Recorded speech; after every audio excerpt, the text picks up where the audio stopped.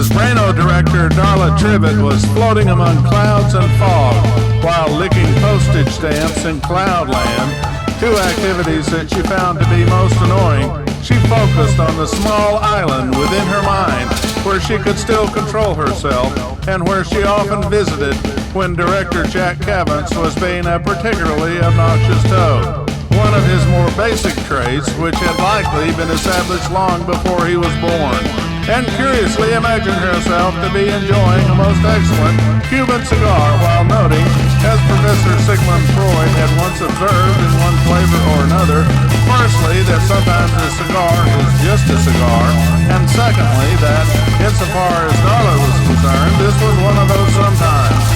Cavance, who like Darla was a Brano, and who, as a puzzling consequence of a minor indiscretion Darla had committed in the presence of the Imperial Director, had been given nearly complete control of Darla for 2 years, apparently as a reward for him, but actually as a punishment for her. Cavance certainly had a penchant for being toadish. For physicals, those humans who had not yet abandoned their bodies in favor of living as brains within mirrored, scholastic orbs, 2 years was a long time.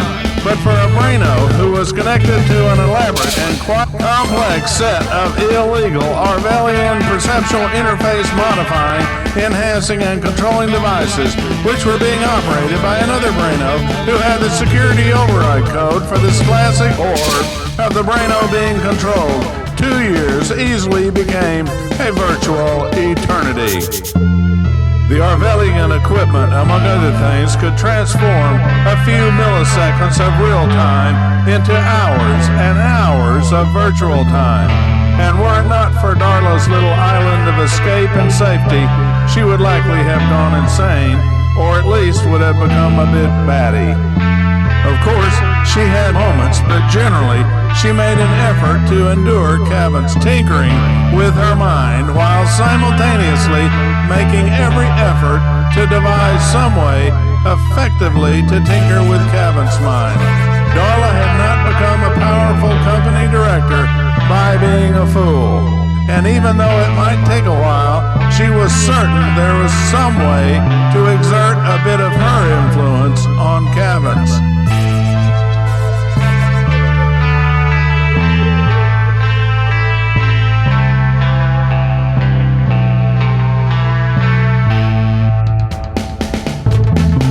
Lately, Darla had begun noticing a pattern in Cavance's strange machinations, and the pattern of events usually began by Cavance making her float among clouds and fog while she was forced to lick postage stamps.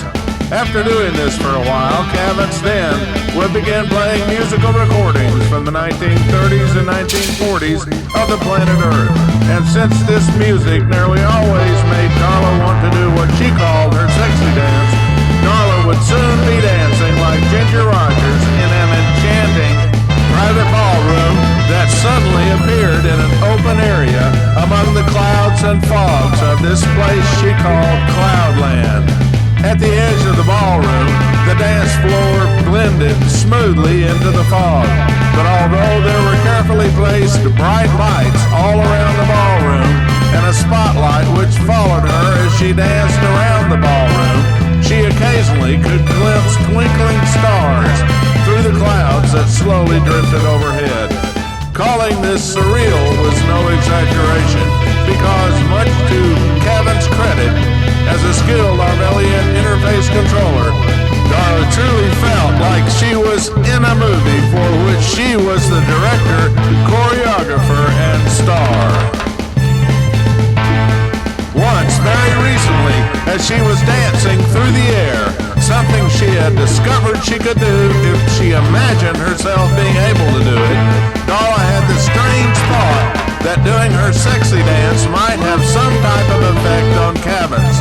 And mostly as an experiment, she increased the intensity of her dancing around the ballroom, something she could easily do as long as she wanted without having to be concerned about becoming tired, since she was a Brano and this was a simulation, really, rather than something which was real in any tangible way. If the mentation required to do this caused her brain to do more work, her thoracic orb's life support system would provide the necessary chemicals and energy her brain needed. And for practical purposes, she could do whatever she desired to do so long as, in her current circumstances, she wanted to do it and Cavans allowed her to do it.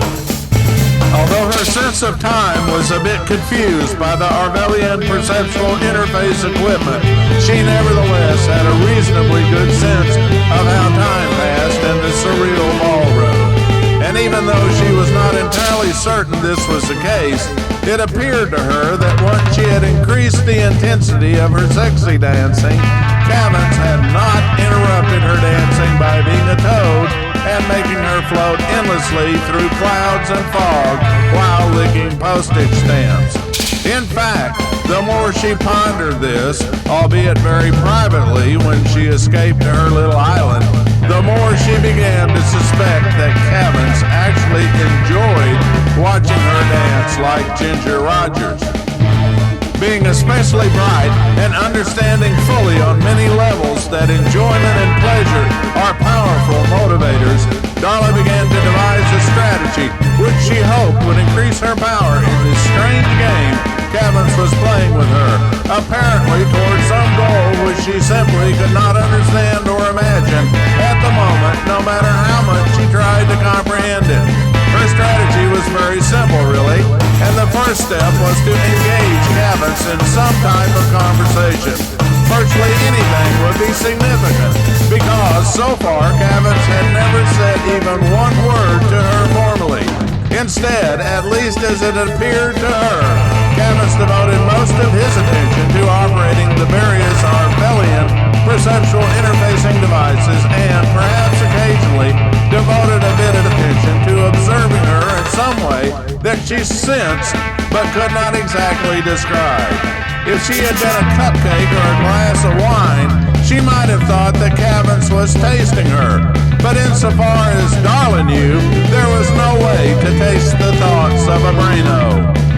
Had Darla known a little bit more about science, physiology, and the capabilities of some of the more advanced Arvelian perceptual interfacing equipment, she would not have been so surprised to discover not only that it was possible to taste the thoughts of brainos, but also that it was possible to taste the thoughts of physicals. Although this latter activity required installing a miniature interface into a certain part of the brain of the physical being tasted, something which was easily done but very difficult to detect, even by the most advanced non-Arvelian methods. In fact, although it was unbeknown to Darla, Cavans' primary activity and purpose in everything he did with Darla was to taste her thoughts more fully than any other braino or physical before. And since Cavans had been perfecting the art of tasting thoughts for centuries, in a strange way, it was a bit of an honor that he had selected Darla specifically to become his thought-tasting masterpiece. Cavans truly was a grand master of the art of tasting thoughts, and he constantly strove to move the art of tasting thoughts to new and ever more fascinating levels. Of course, Darla knew nearly nothing about this aspect of Cavans, and even if she had known about it, she did not have the formal scientific training required to understand it mathematically. But she had one thing that Junior Director Jack Cavans did not have, and likely never would have. Specifically, she had the fascinatingly curious and oftentimes remarkably accurate talent which most common folk and experts alike call female intuition. She might not know so much about mathematics and physics, but she could tell when someone was pulling her chain. And in this particular instant, it certainly appeared intuitively obvious to her that Cavans was making a diligent, concerted effort to pull her chain over and over and over. And from her perspective, which no doubt was enhanced considerably by female intuition, if Cavans was pulling her chain, then she might be able to pull his chain.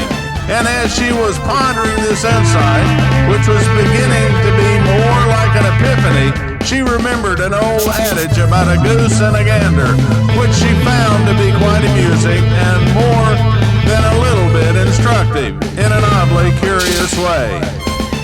As minutes changed to hours and hours changed to days, Darla continued thinking about her new strategy until, on one enchanted summer's evening in the surreal ballroom that Cavins had so eloquently constructed for her, Darla put her plan into motion.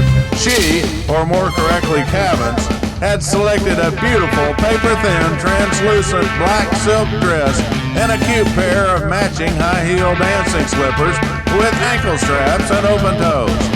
And since this was her favorite attire for ballroom dancing, she realized that Cavins had either learned how to read her mind or certainly had excellent taste in fashion and had somehow influenced her visual and tactile senses for a very specific reason. Although she did not know precisely what Cavins' motivations were, she recognized that it did not matter so much really, and for whatever reason, her realization that this appeared to be a special and significant moment, in fact, allowed her to make it all the more special and significant in terms of her plan. From Darla's newly found perspective, if Cavins desired to dress her elegantly with a hint of sensual eroticism and to play with her like a doll, then perhaps she would become a bit more of a doll than Cavins had ever imagined she could be. And simply stated, this is what she did. As she danced around the surreal ballroom, instead of focusing entirely on enjoying the moment and herself, Darla began looking around the ballroom a bit more intensely, but nevertheless surreptitiously.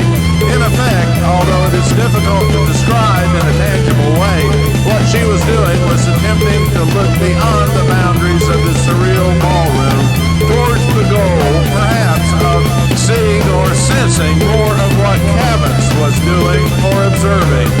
And after doing this for a while, she did something which quite startled Cavins.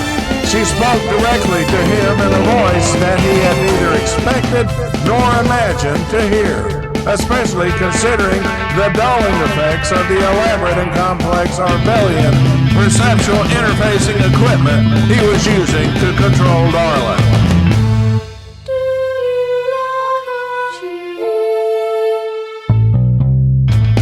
Granted, this was a very simple question, and it was not the first thing that Darla had ever said, but the way she said it suggested to Cavins that Darla was beginning to understand the elaborate game he was playing with her.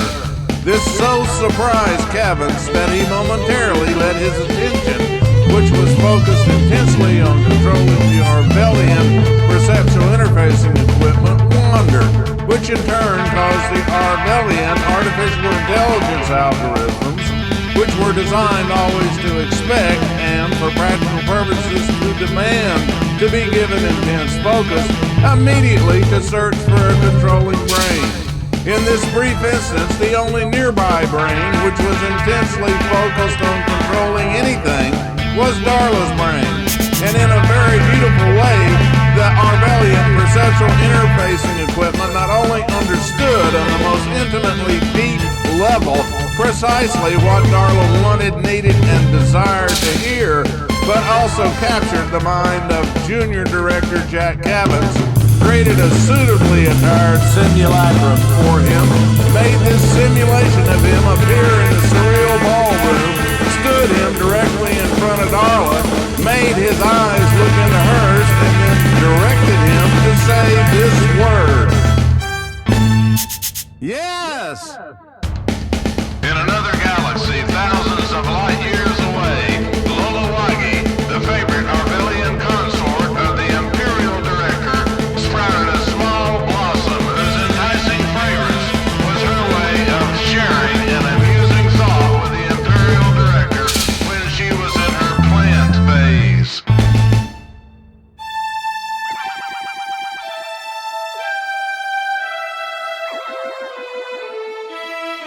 The Imperial Director moved nearer to Lolowagi, rotated his olfactory interface next to her small blossom, let her thought fill his mind with enticing fragrance, and replied, Soon, my love, soon. Back in the surreal ballroom, floating among the clouds, rolling fog and twinkling stars, junior director Jack Cabins, who as a physical had been afflicted with a curious medical condition called jumping French-Canadian amain, began flapping his arms wildly and screaming hysterically. Yes! Yes! Yes! Yes! Yes! Yes! Outwardly, director Darla Tribbett did not move or even twitch a muscle, but inwardly, she smiled and had an amusing thought about the goose and the gander.